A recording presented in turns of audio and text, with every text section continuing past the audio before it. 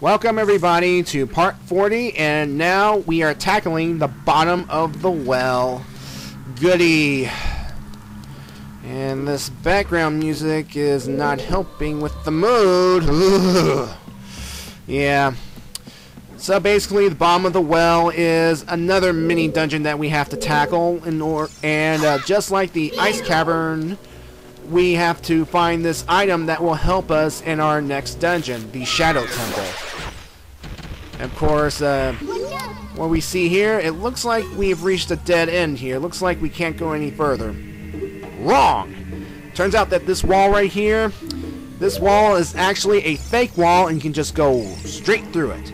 Basically, the idea of this mini dungeon here is that there are fake walls and there are fake floors. And the thing is, you don't know what's a fake wall or a fake floor.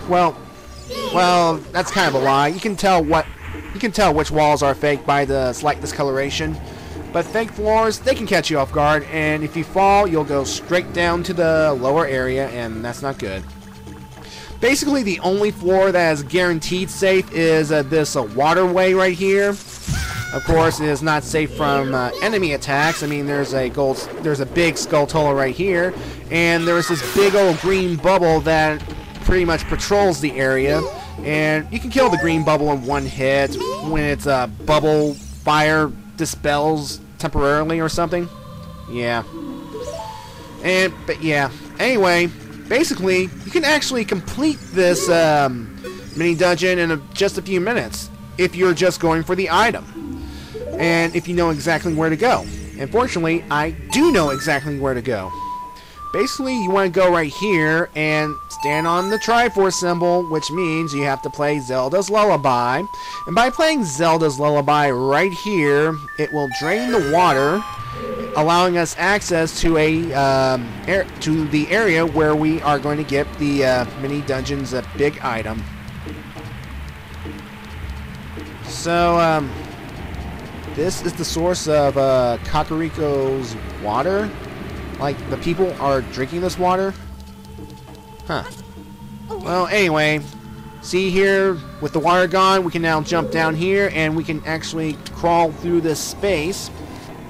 Now, of course, there's a big Skulltula right here, so, again, kill it. And since we do not have access to the long shot or arrows, we're going to have to do it the old-fashioned way and kill its underside when it turns around. Yeah. Anyway, going through this door right here, we will encounter the mini-boss, and it's pretty creepy. Yeah, it's pretty creepy. See these hands right here? Yeah, those are hands. Let one of them grab you, and this thing will appear. This thing here is called the Dead Hand. The Dead Hand is this big old lump of flesh that will pretty much lure its victims, pretty much hold on to its victims using those many hand stalks right there. And by those hands pretty much grabbing you, it will be an invitation for a Dead Hand to pop up from the ground to take a bite out of you. And while it's trying to take a bite out of you, you can stab it with your sword, and after a little pain, it will retreat back into the ground. Then you have to let one of the hands grab you, and then so on and so forth until it dies. Yeah. And you can actually hit the hands and actually kill the hands, but unfortunately they will pop back up, and because the hands will never really die, because these hands, which are called infinite hands, they are actually a part of Dead Hand, obviously, and they are, well, unless Dead Hand is dead, they can't die with him. Those hands cannot die.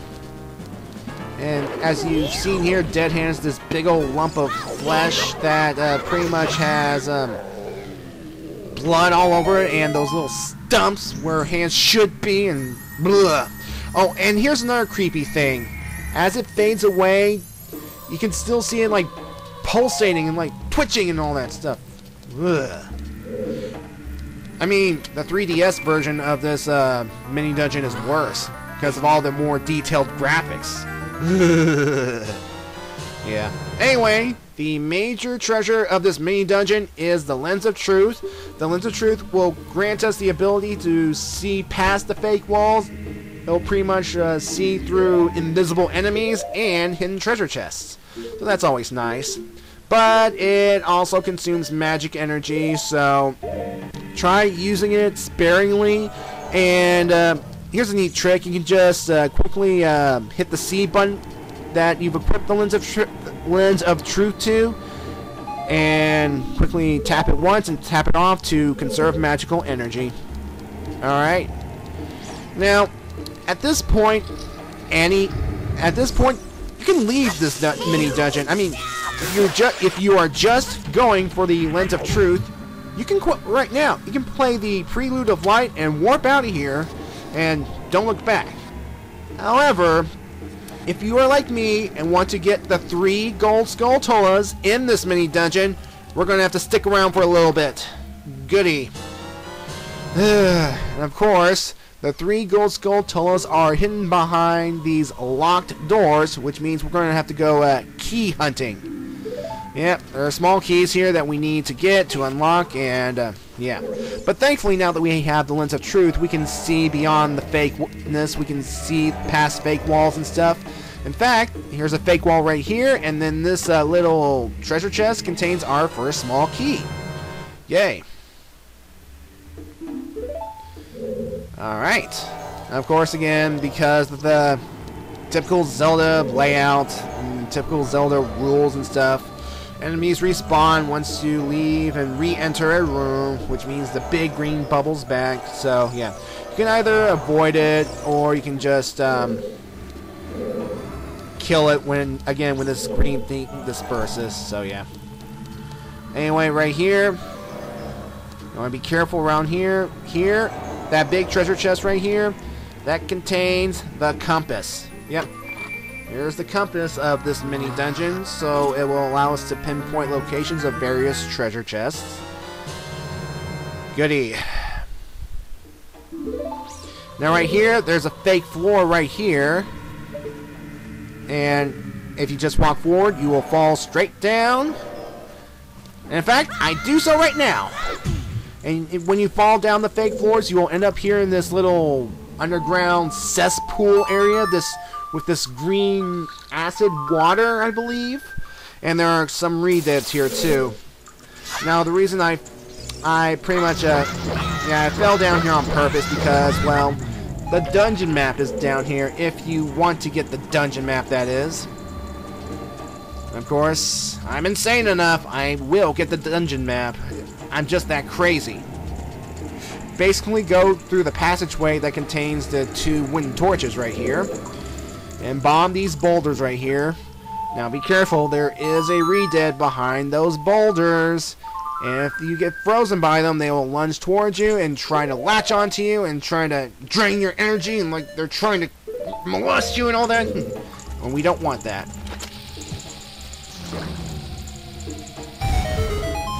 Of course, having the Sun Song in your inventory is pretty helpful.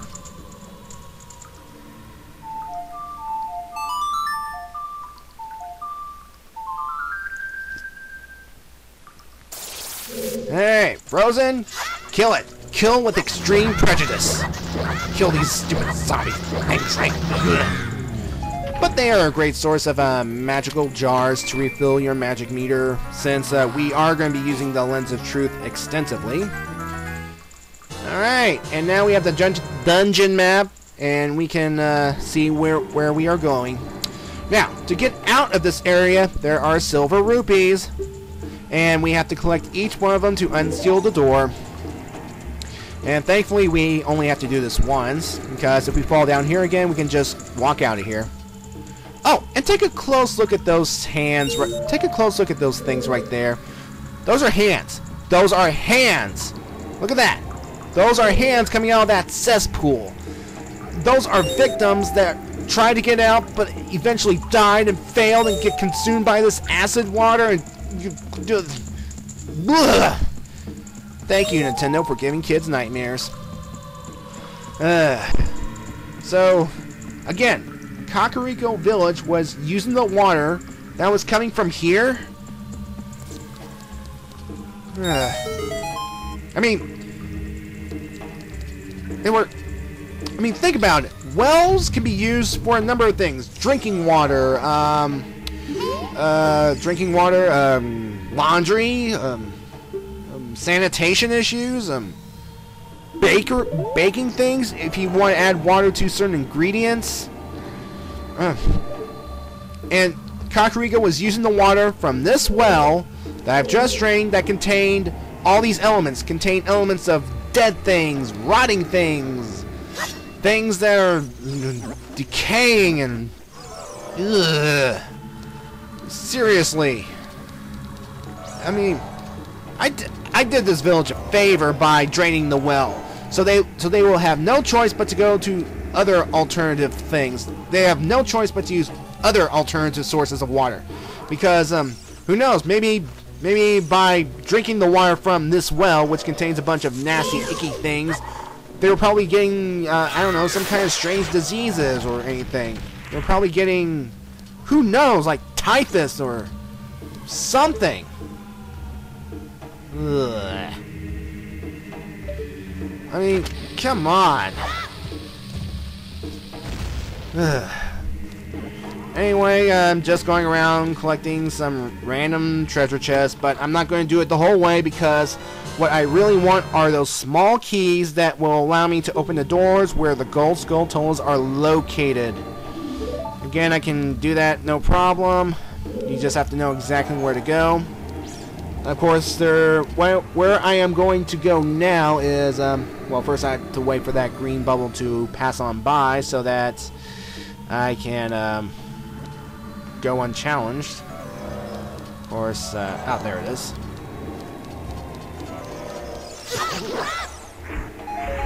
See how much... See, this thing can easily die, no problem. I mean, this thing is so weak, the green bubble, it can go down with one swipe of my blade. My Kokiri blade, that is. That little dinky butter knife. Anyway, to get another small key, go this way right here. And we will go to a... to an interesting area of this mini dungeon. Basically, this area will be a graveyard. Like, there will be coffins there. This little graveyard coffin area right here. And we will be introduced to another new enemy. See that mummy right over there? That's called the Gibdos. The Gibdos is practically a stronger version of the Re-Dead. And just like the Re-Dead, it will paralyze you, allowing it to come close to you and pretty much grab onto you to leech off life energy. So, again, kill this thing quick. And, folks, if you actually put this thing on fire, you can actually cause it to turn into a Re-Dead, and that's interesting. That's very interesting. Now, what you want to do here, there is a burning torch right here. And we're going to use our Deku sticks. Boy, that's been a long time. Yeah, use our Deku sticks to light torches. In fact, we only need to light one torch. This one right here. This torch will open the coffin right here, and it will not only release these keys right here, and for safe measure, switch to the Hylian shield because they will go through the fire to turn into fire keys, and the fire keys will burn up the shield. Your wooden shield, that is. In fact, I believe that happens right now, actually.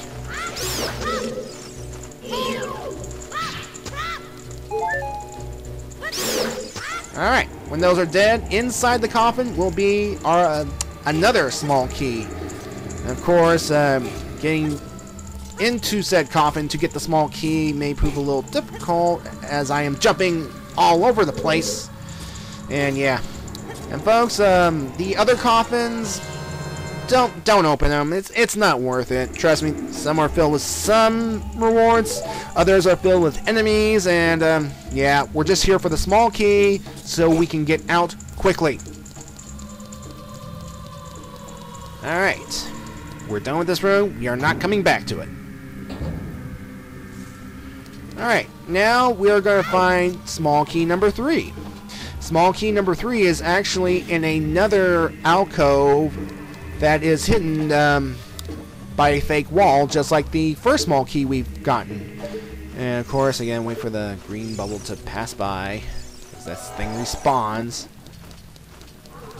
And basically, again, just stay on this little pathway, because there are basically no fake floors right there. So yeah, and this alcove right here, it contains our third small key. Now we have all 3 small keys. We can now collect those gold skulltulas and be rid of this place. Alright. Now, the first 2 skulltulas are actually in this center area right here. You know, this center hub area thing. Basically, what you want to do here, you can enter through either side, I believe, and you want to basically go towards one of the locked doors and get this gold skulltula. Now, folks, here's what happens when you encounter a wall master and you let it grab you. You let it grab you. Here's what happens. Good night, everybody. Sweet dreams. Thankfully, I was not too worried because, again, this is a mini dungeon, and I'm pretty much back at the same spot in just about a minute or so. So, yeah. Do not let that happen. Do not let the wall master grab you, and you should be okay. And wait. Navi usually warns us about creatures that lurk in the shadows, like whenever a wall master is nearby. And Navi, you have failed your job. You have failed because there was a wall master in the area, and you did not spew the usual warning. Some help you are. Some help. All right. Don't worry, I will not let that happen again. Come on, green bubble. Come on by so I can... There. Dead. Okay, let's try that again. Let's try that without me getting captured by the wall master. Alright. As I said before, you can get in through the central area this way. Again, be careful. There are fake floors, and you don't want to fall down to the room below, back to the cesspool. And now Navi gives me the warning. Goody. Alright. I was just waiting for the wall master to come down so I can kill it as revenge. But it turns out, I just went ahead and went straight for the door. Yeah. Anyway, here, there are keys flying around this area right here that looks like it contains this pit we cannot cross. But there's more to meets the eye, hence the lens of truth. But first, kill all these keys because these keys are such annoying little freaks, these little rats. I mean, you just walk along, minding your own business, and then here come the keys, coming all swooping on down, taking pieces of health off you. See, like that, for example. You just die. Yeah. Anyway, as you notice right here, this is actually an invisible floor that we can walk along. And right there is our first gold skulltula of this little mini dungeon. So yeah, you can just use the boomerang or use the slingshot and the boomerang to collect the token. Either way is up to you. One down, 3 to go. Alright, after we leave this room, go to the locked door in the same central area as this door, and we will encounter a Deku Baba. Boy, I haven't seen one of those in a while either. And we will encounter some flying pots. Yeah, flying pots. You know those pots that somehow are possessed and will come flying towards you? Yeah. Again, of course, the Deku Baba, no problem. Of course, those flying pots head out to, like, kamikaze towards you. Yeah. So here's our second gold skulltula. You know the drill.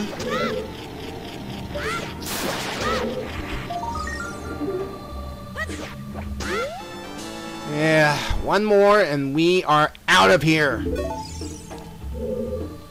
Alright. Now, where is the third gold skulltula? Where is the third locked door, you may ask? I'll show you. Well, first thing we have to do is get out of this central area. We are done. Alright. What we want to do here is go this way right here. And be careful, there is a fake floor right there. It'll take us back down to that cesspool area, and we do not want to go back there. Crawl through the hole right here. And this is where we encounter our last locked door of this mini dungeon. Now when we go through this door right here, there are fire keys, a BMOS, and fake floors. So yeah, try from your current position, take out the BMOS using a bomb, and make sure you have Navi-Z targets so you can throw it towards the BMOS, and yeah, just like that. And of course, remember, use Hylian Shield to block the fire keys, and their fires will disappear, so they'll become regular keys, and they're still just as annoying. Of course, it'd be a good idea to wait until they're all dead before attempting to cross this room, because you don't want to get hit by these keys and get knocked into those pits and then back down into that cesspool where those hands are. And again, Kakariko Village, I did you a great favor by draining this well. Get your source of water from somewhere else. At least you'll be healthy. You'll live long, productive lives. And yeah, I mean that's a huge violation of the sanitation code. But again, this game pretty much takes place in a medieval time. And when is medieval time? When are basically sanitation is not a medieval times concern. So yeah. Well, here we are. We are in a room with a like at close range. Now, this thing here, when it eats you as Kid Link, it will steal your wooden shield. It will steal the shield. So we have to kill this thing quickly and pretty much get our shield back. Now, if it manages to digest your wooden shield, in that chest right there is a replacement shield. So, yeah, if you lose your shield, there's a replacement standing by.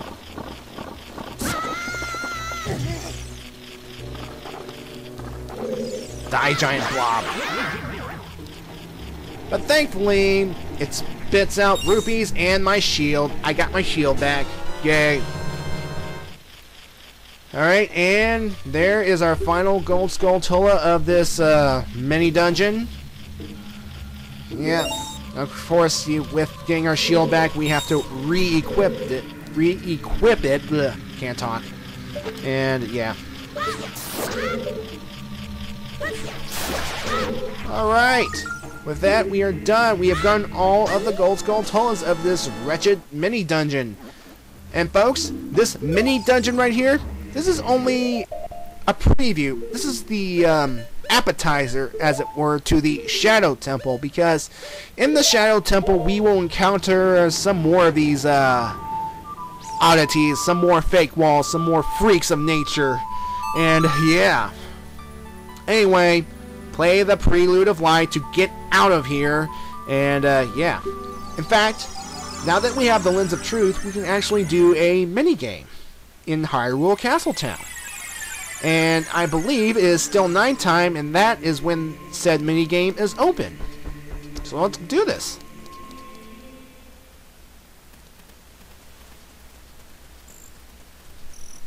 Basically, this minigame here is pretty much a called the Treasure Chest minigame.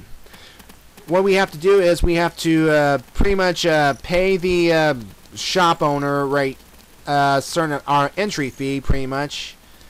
And of course, the said mini game is right here. And look how the dog just follows me in. See how this dog is with me now? Yeah. Just pay this guy the current amount of rupees, and we will begin thing. Pretty much the goal is that it's a 50-50 chance to move on. He'll give you a small key so that we can begin this little game. And our goal is to continue to open the treasure chest to find these keys, so that we can continue onward and onward in order to get the big treasure. Now, one of these treasure chests contains a rupee. Now, if we open the treasure chest with the rupee, game over. We lost. our goal is to go onward until we get to the last treasure chest at the end, and we will get the big prize. Now, since we have the Lens of Truth in hand, we can use it to look through the treasure chest and see what the items are inside. So, we're cheating to get a prize. But who cares? They programmed it into the game. We are using it. I am happy. And notice that the colors of the rooms denounce the color of the rupees. You know, green equals 1 rupee, blue equals 5 rupees, and so forth. And I like that. I find that kind of interesting. So yeah, we're using the Lens of Truth to pretty much win this game through deception and cheating. And it's still legal. It's still legal. We are not getting punished for this.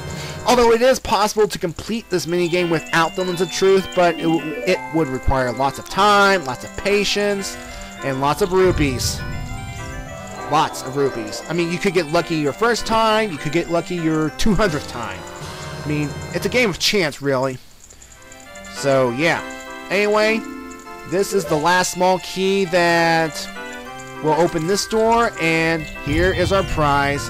And what is it? What is our big prize? Well, the prize is a heart piece. Goody. Oh, and here's a matter of fact. This is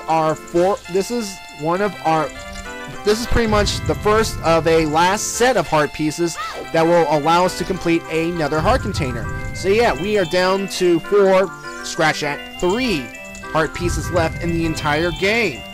What do you think of that? What do you think of that?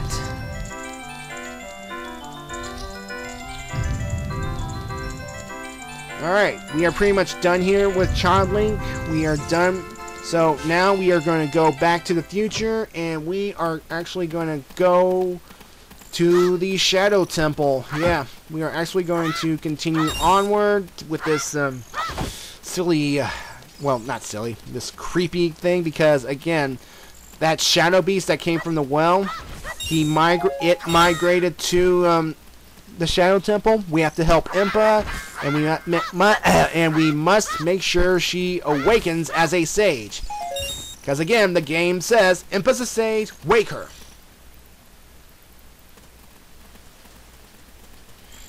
And I like how the dog keeps following me. But once I enter the Temple of Time, the dog will be gone because, sorry dog, you cannot come time traveling with me even though you are cute. You can't go to the future with me because the future's all scary with monsters and stuff. Yeah. You know, I never get tired of seeing this. You know, the moment where Link pulls the Master Sword from its pedestal and that accompanying music. I mean, so epic.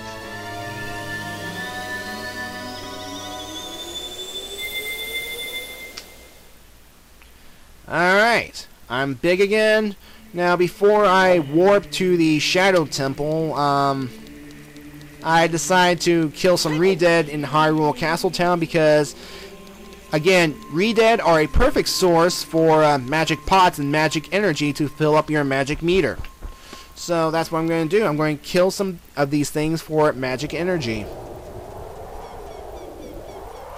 I mean, when I enter the Shadow Temple, I will use magic energy. In fact, in order to get into the Shadow Temple, you will have to use magic energy. And yeah, in fact, if you have not gotten Din's Fire yet, get it now. Because when we get to the Shadow Temple's entrance, we will need Din's Fire. It is required. I mean, if you fail to get it when you visit Hyrule Castle in the past, you know, that area where you had to bomb the boulder that says dead end. If you have not gotten to Din's Fire, then shame on you. In fact, if you don't have it at this point, you can go back in time, get the Din's Fire, and then come back to the future, and then go to the Shadow Temple. Yeah.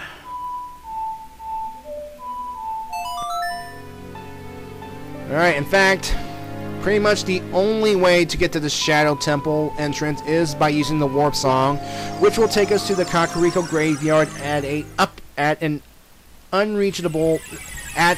upper area. An area that we cannot reach without the Warp Song, so yeah. So basically, in order to get inside the temple, we will have to use Din's Fire at this little altar right here to light all of these torches at the same time, and by doing so, the gate will open and we will proceed on in. Alright, so in my next video, we will attempt to conquer the Shadow Temple and all its creepiness and all its blah, and hopefully save Impa and defeat that creepy Shadow Beast. See ya then.